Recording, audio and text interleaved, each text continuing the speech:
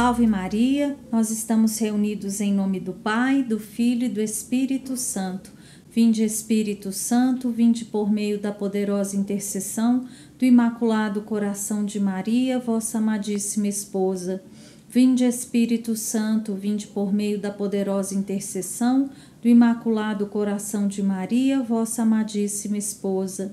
Vinde Espírito Santo, vinde por meio da poderosa intercessão do Imaculado Coração de Maria, vossa amadíssima esposa. Feliz Páscoa, sejam todos bem-vindos ao canal Consagra-te Brasil. Hoje, segunda-feira, dia 2 de abril, nós estamos reunidos para meditar o 6º capítulo do Tratado da Verdadeira Devoção. Este capítulo consta dos parágrafos de número 183 ao número 212. E neste capítulo, São Luís vai nos apresentar as figuras bíblicas de Rebeca e Jacó como pré-figuras de Maria e de Jesus. E no segundo artigo ele vai nos apresentar os 5 bens, os 5 deveres que Nossa Senhora passa a ter com os seus servos consagrados. Então, aqui no primeiro artigo, ele vai nos apresentar, então, estas figuras bíblicas de Rebeca e de Jacó. E aí a gente precisa voltar um pouquinho no Antigo Testamento e lembrar da história, né, de Esaú, Jacó, os filhos de Isaac e de Rebeca. E que eram gêmeos, e Esaú Esaú era o primogênito, e ele acaba vendendo o seu direito de primogenitura para o seu irmão Jacó, por um prato de lentilhas, né? E Esaú, ele era o preferido de Isaac. Já Jacó era o preferido de sua mãe Rebeca. E aqui então São Luís, nesses primeiros parágrafos, vai nos relatar novamente essa história de Rebeca e Jacó, enquanto ele, o seu predileto, o seu filho predileto. E aí vai nos lembrar daquela situação onde Rebeca induz Jacó se passar por Esaú, visto que Isaac já estava para falecer, né, e ele queria abençoar o seu primogênito antes de sua morte. E aí Rebeca, percebendo o que estava para acontecer, ela então ordena a Jacó que vá buscar 2 cabritos para preparar para o pai da maneira que ela sabia que o marido gostava, enquanto Esaú, que era o primogênito que saíra para uma caça, vai ainda caçar o que ele prepararia. Então, nesse meio tempo, Rebeca prepara lá o prato preferido de Isaac e veste Jacó como se fosse Esaú. E então Jacó dá a bênção de primogenitura para o caçula. E assim ele, de certa forma, torna então Jacó esse pai do novo povo, né? Porque Jacó depois vai se transformar em Israel, e de Israel que então surgem as 12 tribos, das quais descende Jesus posteriormente, né? Da tribo de Judá, descendente direto de Davi. Então, aqui nesse artigo primeiro, ele vai apresentar basicamente isso, a história de Jacó, né? E lembrando desta situação onde Jacó se passa por uma ordem da mãe, pelas instruções que ele recebeu da mãe, ele se passa pelo irmão Esaú e recebe no lugar do Esaú as bênçãos do pai, enquanto Esaú recebe, na verdade, as maldições, vamos dizer assim, né? Jacó recebe tanto as bênçãos materiais quanto as bênçãos espirituais. Já Esaú, quando chega para apresentar a sua iguaria, o filho mais novo, Jacó, já havia recebido a bênção do pai, e o pai não revoga, né? Ele de forma alguma revoga a bênção que ele havia dado para Jacó. Ele enxerga naquele ato a própria vontade de Deus, né? Então ele não revoga a bênção, ao contrário, ele dá uma bênção terrena para Esaú, mas dizendo que ele seria sujeito e submisso ao seu irmão Jacó. Então, dessa história, a gente já vai pular aí do parágrafo 183 para o parágrafo 185, que é onde São Luís, então, vai nos apresentar a interpretação destas figuras bíblicas. O que esta história da Bíblia, relatada lá na aliança, né, nas primeiras alianças de Deus com o povo hebreu, o que isto tem a ver com a devoção? Então, lá no parágrafo 185, que é o título Interpretação da História de Jacó, São Luís já vai nos dizer o que isto tem a ver, né? Então, Jacó é figura de Jesus Cristo e dos predestinados. enquanto Esaú é figura dos réprobos. O que essa palavra réprobo significa? Às vezes eu uso essa palavra aqui e muitos de vocês podem nem saber o que ela significa. Significa aqueles que foram reprovados, aqueles que não foram adquiridos em determinado papel, em determinado cargo, em determinada função, aqueles que escolheram se revoltar ao invés de obedecer. Então é isso que esta palavra significa. Então, essa é a interpretação. Jacó, a figura de Jacó que recebe as bênçãos e que é obediente à sua mãe Rebeca, já é figura, Jacó de Jesus Cristo e Rebeca de Maria Santíssima. É por isso que São Luís vai nos trazer essas duas figuras bíblicas, para que a gente possa compreender a relação que nós, enquanto consagrados, devemos ter para com Nossa Senhora, a exemplo de Jacó teve para com a sua mãe Rebeca. E aí, então, no parágrafo ainda 185, ele vai fazer, então, essa associação. Se Jacó ele prefigura Cristo e os predestinados, Esaú prefigura os réprobos, esses que não aceitaram o amor e a misericórdia de Deus. E aí, quando ele usa esse termo predestinados, é também importante a gente entender isso. Por quê? Porque a salvação, Jesus nos alcançou, ele alcançou para todos, mas nós, pelo nosso livre-arbítrio, nós temos o direito de conduzir a nossa vida do jeito que achamos melhor. Mas cada escolha nossa, cada atitude tem um preço, tem uma consequência, Para toda ação existe uma reação, para todo ato existe uma consequência. Então, somos predestinados porque podemos, de certa forma, renegar a salvação que Cristo nos alcançou na sua cruz. Então, é por isso que usa esse termo. Todos somos destino, existe destino? Nós católicos não acreditamos nisso, Nós acreditamos nesta predestinação. Deus quer o bem de todos os seus filhos, mas por sermos livres e por termos esse poder de escolha, nós podemos conduzir a nossa vida para o bem ou para o mal. E é aí que reside a nossa grande responsabilidade. Por isso é que São Luís vai nos dizer que este termo, a figura de Jacó, representa Jesus Cristo e os predestinados, aqueles que acolhem a vontade de Deus, que acolhem o sangue que Jesus derramou, aqueles que se fazem seus seguidores, são estes predestinados que na glória alcançam, que no retorno glorioso de Jesus alcançarão também a vitória e essa destinação à vida eterna. Então, ele vai apresentar para a gente Esaú como esta figura dos réprobos. Então, ele vai dizer assim, no parágrafo 186, a conduta dos réprobos é a seguinte: todos os dias fiam-se em suas forças e indústria nos negócios temporais. São muito fortes, muito hábeis e esclarecidos para as coisas da terra, mas extremamente fracos e ignorantes nas coisas do céu. Não se demoram ou se demoram muito pouco em sua própria casa. Os réprobos não amam o retiro, nem a espiritualidade, nem a devoção interior. Lhes é difícil fazer silêncio, lhes é difícil buscar este conhecimento interior que muito nos é necessário para progredirmos na fé. No número 188, os réprobos não se preocupam de modo algum com a devoção à Santíssima Virgem, a mãe dos predestinados. Esses réprobos vendem seu direito de primogenitura, isto é, os gozos do paraíso por um prato de lentilhas, os prazeres da terra.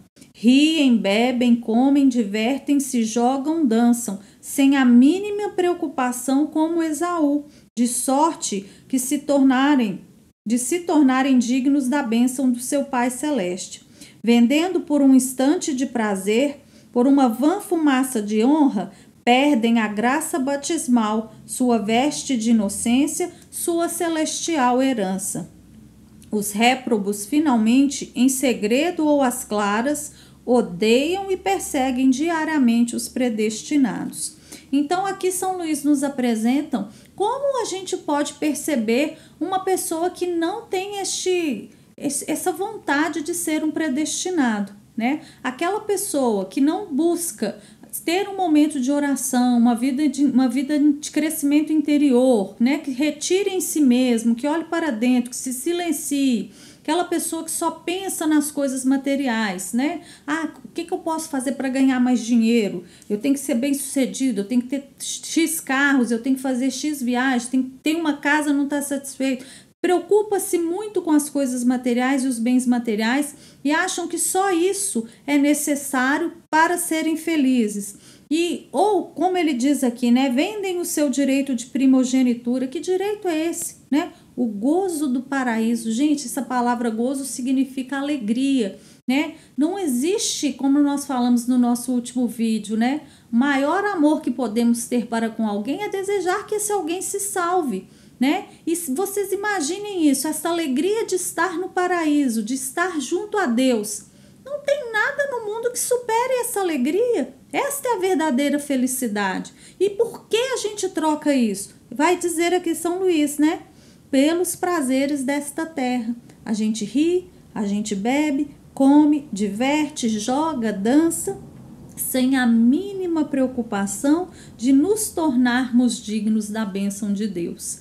Então isso é sério, né? As nossas condutas também nos dizem se somos Esaú ou se somos Jacó, né? Somos esses réprobos ou somos os predestinados aos quais a graça, né, quer cada vez mais se derramar? Então precisamos na nossa caminhada sempre estar atentos a isso. As minhas ações dizem o quê? Porque não adianta eu professar com a boca que eu sou um predestinado, que eu sou um devoto da Virgem Santíssima, que eu amo Jesus, se as minhas ações, na verdade, dizem o contrário, né? Como eu posso dizer que gosto de Deus se me é caro, se me custa rezar, né? Se eu não encontro prazer em conversar com Ele, porque a oração é isto, é um diálogo com o próprio Deus, né? É aquele momento em que nós falamos, depois precisamos silenciar para ouvir a voz de Deus, né? E muitas vezes a gente fala, é chato, é cansativo, né?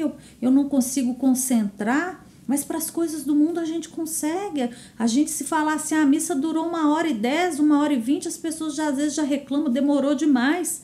Mas se for para um jogo de futebol, ficar 5 horas num estádio, a gente não cansa, né? Se for para uma roda de samba, virar a madrugada, a gente não cansa. Se a gente convida às vezes para fazer uma vigília de adoração ou participar de uma procissão, as pessoas falam, é perigoso, é de madrugada, pode ter assaltante. Mas se for para uma festa que vai virar madrugada, você sai 5 horas da manhã da festa, a gente sai, a gente acha bonito, a gente se produz, a gente investe às vezes dinheiro, compra roupa, vai no cabeleireiro, né? A gente gasta, às vezes, aquilo que a gente nem tem para se divertir, para se consumir nesses prazeres mundanos e nem nos preocupamos em perder a bênção de Deus. Então, esta nossa atitude precisa ser muito bem analisada diariamente, porque a conversão é diária, como já falamos anteriormente. E então, no parágrafo 191, São Luís então vai nos apresentar agora, do lado oposto de Esaú, a figura de Jacó, representando então os predestinados. Jacó permanecia em casa o mais possível para ganhar as graças de sua mãe Rebeca, né? Então, lembrando que aqui a figura de Rebeca já é essa prefiguração de Nossa Senhora. Se ele saía de casa, não o fazia por vontade própria, nem por confiança em sua própria habilidade, mas para obedecer sua mãe. Amava e honrava sua mãe, por isso ficava em casa junto dela. Em todas as coisas, ele era submisso à sua mãe. Obedecia-lhe inteiramente em tudo, com obediência pronta, sem tardanças e amorosa, sem queixas. Ele depositava uma confiança sem limites em sua querida mãe. Chamava por ela em todas as suas necessidades e consultava em todas as suas dúvidas. Ele imitava, enfim, na medida de sua capacidade, as virtudes que via em sua mãe. E aí, então, aqui no parágrafo 197, São Luís já vai começar a destacar essa importância da gente analisar, olhar para a figura de Jacó e ver que ali Jacó já representava a figura de Jesus, né? Jacó era esse que obedecia a sua mãe, lhe era submisso, né? Vocês lembram lá que nós vimos tanto na introdução quanto no capítulo passado, né, essa importância da humildade, de se submeter em tudo a Nossa Senhora, e que Jesus Cristo deu maior glória a Deus por se submeter a Nossa Senhora durante 30 anos. Então, esta nossa submissão é algo muito necessário para que verdadeiramente vivamos esta relação de filhos, servos e escravos de Maria. E aí ele vai falar então no número 197 que a Virgem Santíssima, ela alcança para os seus filhos as graças, né, que nós por nós mesmos jamais alcançaríamos, né? Então Jesus não quer para amigos e discípulos senão aqueles que estiverem mortos a si mesmos. É necessário então que nós nos mortifiquemos, principalmente no nosso amor próprio. A gente se apega muito achando que a gente tem muito valor neste mundo, que a gente tem muitos direitos, e a gente se esquece desta dependência de Deus, né? É preciso que deixemos Deus ser Deus nas nossas vidas, né? No momento em que em tudo lhe submetemos pelas mãos de Maria, reconhecemos esse senhorio de Deus na nossa vida e reconhecemos que somos apenas criaturas e que sem o dom precioso de Deus não somos nada, não passamos do pó. Não é o que farão as pessoas predestinadas que apreciarão e praticarão a consagração perfeita a Jesus pelas mãos de Maria, como lhes ensinamos para testemunhar a Jesus e Maria um amor efetivo e corajoso? Os predestinados são submissos e obedientes à Santíssima Virgem, como a sua boa mãe, a exemplo de Jesus Cristo, que dedicou 30 anos a glorificar a Deus seu Pai por uma perfeita e inteira submissão à sua Mãe Santíssima. E aí ele cita, inclusive, né, aquele milagre lá nas bodas de Caná. Ele vai dar esse exemplo, que nós consagrados, nós que nos tornamos escravos de Nossa Senhora, quando lhe somos submissos, nós estamos sendo aqueles servos da boda de Caná. Quando Nossa Senhora se dirige a eles, né, ela viu que havia faltado o vinho, e aí ela pede para Jesus interceder por aquele casal, e aí Jesus vai dizer para ela que a hora ainda não havia chegado, mas ela, na confiança de que Jesus lhe atenderia o seu pedido, ela se dirige então aos servos e fala o quê? Fazei tudo o que ele vos disser. E assim é conosco, seus consagrados, né? Ela quer que façamos tudo aquilo que Jesus quer. Ela não quer nada para si, ela não tem nem vontade própria, porque ela sabe que dar a maior glória de Deus é fazer a vontade de Deus. Os predestinados têm uma grande confiança na bondade e no poder da Santíssima Virgem. E, finalmente, os predestinados mantêm-se nos caminhos da Santíssima Virgem, pois a imitam, e nisto eles são verdadeiramente felizes e devotos, trazendo assim um sinal infalível de sua predestinação, porque jamais se perdeu algum dos meus servos que durante a vida tenha me imitado fielmente as minhas virtudes. Então, esse papel de Nossa Senhora, né, como este espelho a qual nós devemos olhar a todo momento, né, e é um espelho em que olhamos, mas não nos vemos. A gente vê a figura de Nossa Senhora, as suas virtudes, a sua obediência, o seu silêncio, e imitando, a contemplando, nós também vamos sendo moldados e vamos nos transformando naquilo que Nossa Senhora é para Deus, com as graças que ela mesma nos alcança.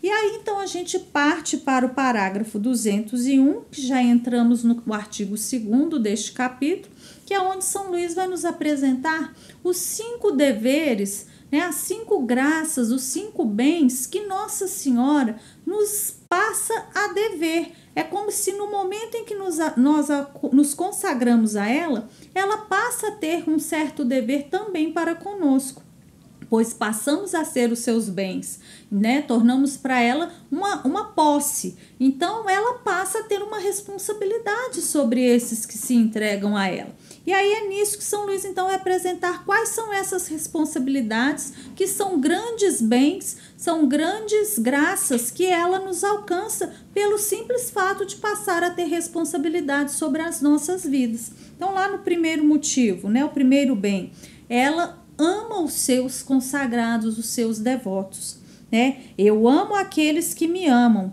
Ela os ama primeiro porque é sua verdadeira mãe. Segundo, ela os ama por reconhecimento.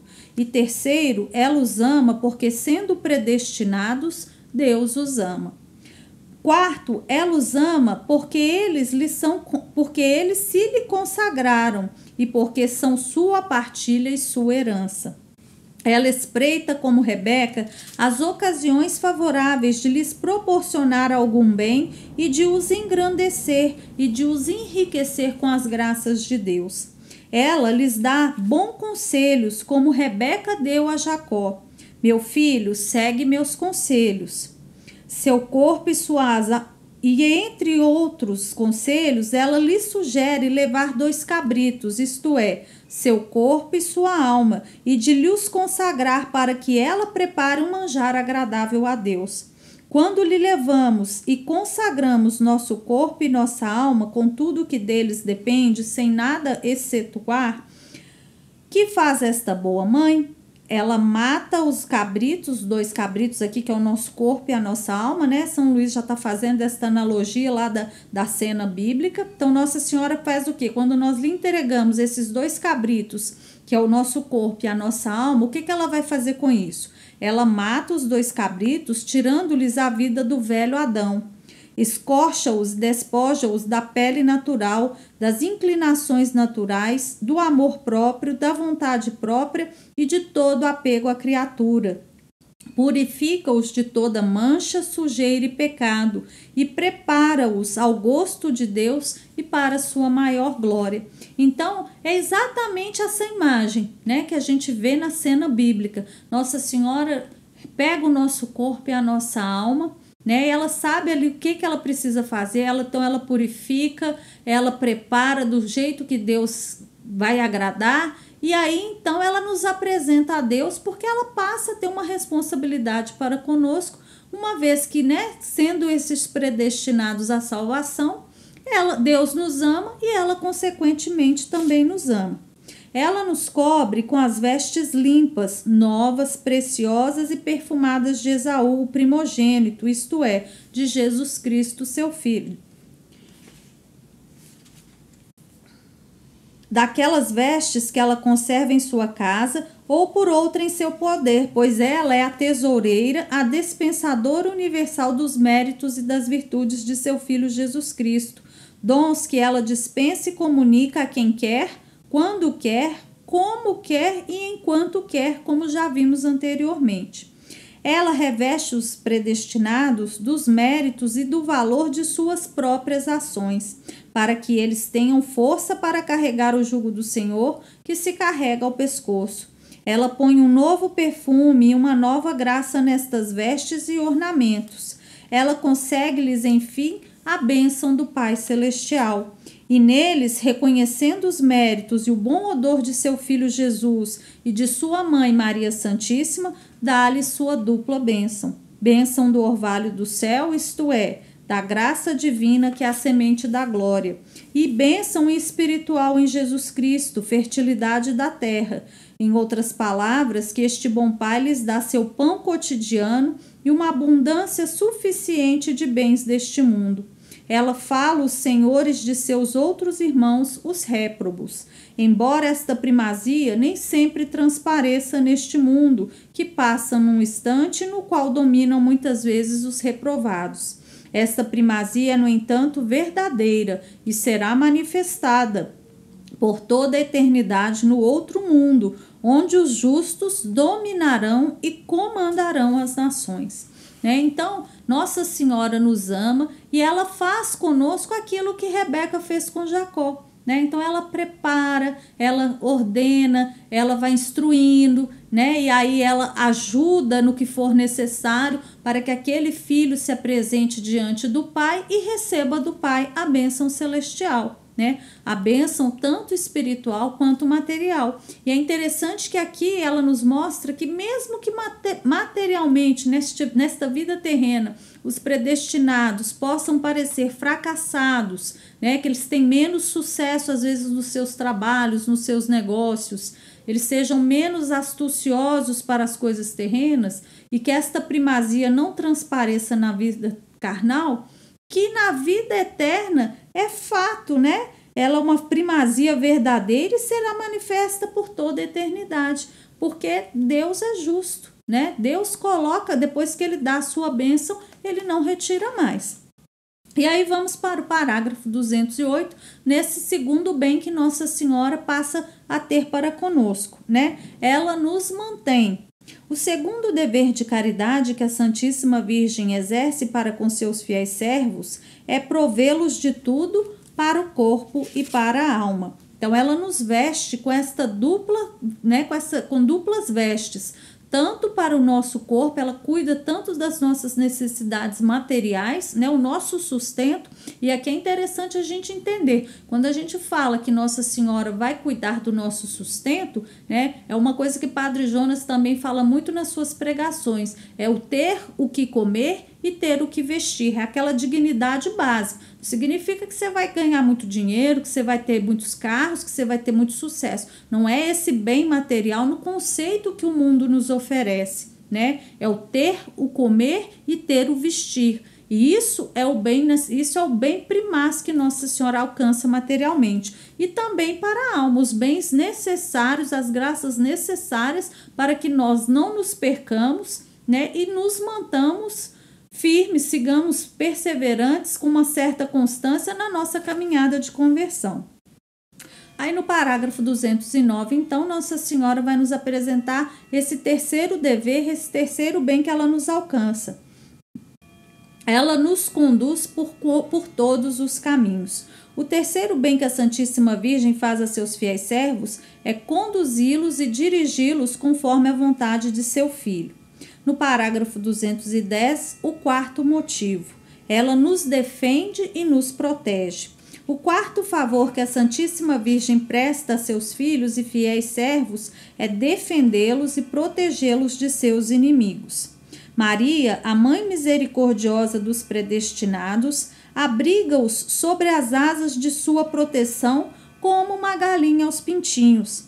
Ela lhes fala, abaixa-se até eles, é condescendente para com suas fraquezas, protege-os contra as garras do gavião e do abutre, acompanha-os como um exército em linha de batalha. Pode um homem, garantido por um exército de 100.000 soldados, ter receio de seus inimigos? Menos ainda há de recear um servo fiel de Maria, rodeado que está da proteção e da força de sua Santíssima Mãe. Esta mãe e princesa poderosa enviaria antes batalhões de milhares de anjos em socorro de um só de seus servos, para que se não dissesse que um servo fiel de Maria, que a ela se consagrou, sucumbiu à malícia, ao número e à força de um inimigo. Então Maria, ela nos protege contra todas as insídias dos demônios. Lembra que no capítulo passado a gente viu que onde está Maria, o maligno não entra? Porque Satanás tem pavor de Nossa Senhora.